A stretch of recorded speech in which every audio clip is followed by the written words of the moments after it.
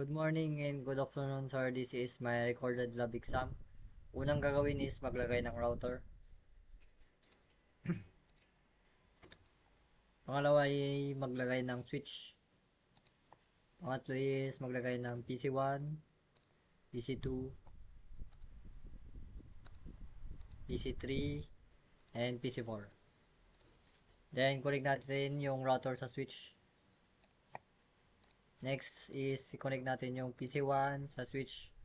Ganun din sa PC2, PC3, and PC4.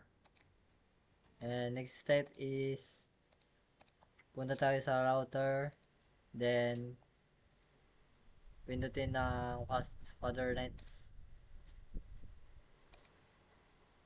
then click natin yung on, ilagay yun natin yung IPv4 address 192.168.1.1, enter. Next is step, go to PC1 and config desktop.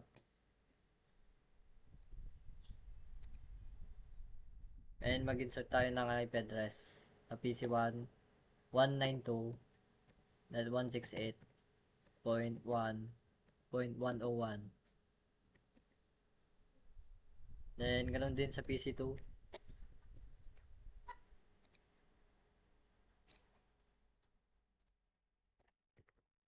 Tayo sa desktop, IP config, lagay ng IP address 192.168.1.102. Then ganoon din sa PC3, desktop IP config 192.168.1.103. Then ganoon din sa PC4,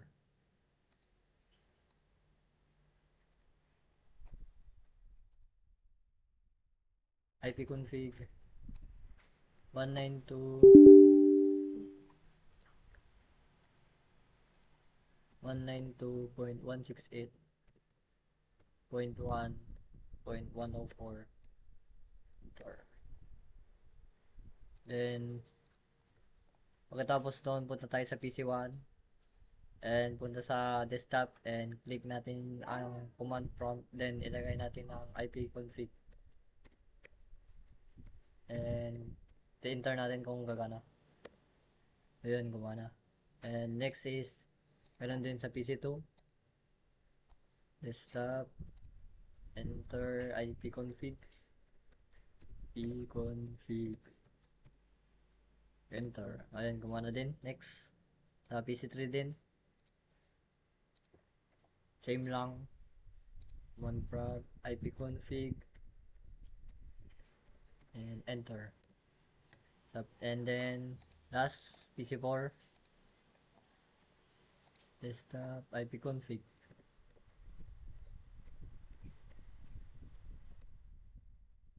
And the next step is punta ulit tayo sa PC1.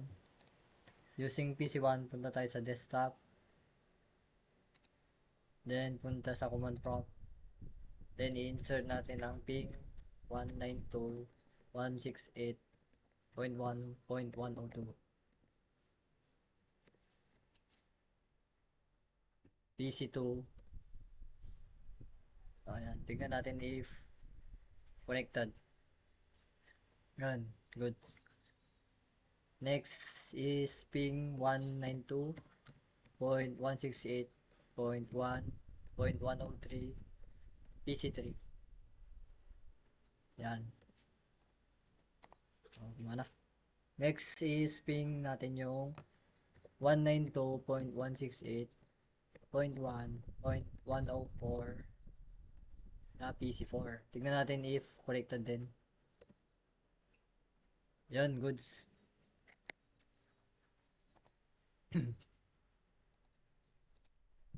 The next step is punta ulit tayo sa PC2 and using PC2, punta tayong desktop, then punta command prompt, then insert natin ang pin na 192.168.1.104 0.1.101 which is yung PC1. Natin din if connected. Yan, connected. Then next, command prompt, insert natin ang ping 192.168.1.103 which is yung PC3. Enter. Yun, connected din. Then next ping 192.168.1.104 which is PC4. Tignan natin connected. Yun, goods. Then next, sa PC3 din, using PC3, punta tayong desktop, then ganun din, command prompt, insert natin yung ping 192.168.1.101 which is PC1, enter. Yun, connected. Next is yung PC2 naman, 192.168.1.102. Then next na ipipin natin is yung PC4, 192.168 and 0.1.104. Yan, enter. Next step is punta tayo ulit sa PC4, desktop din, then insert natin ang ping ng IP address ng PC1 which is 192.168.1.101. Yan. And next na ipipin natin is PC2 which is 192.168.1.102. Then next na ipipin natin is yung PC3. So yun, nagkumaka ay PC4 and 192.168.1.104. Yan, gumana. And yan, tapos na po.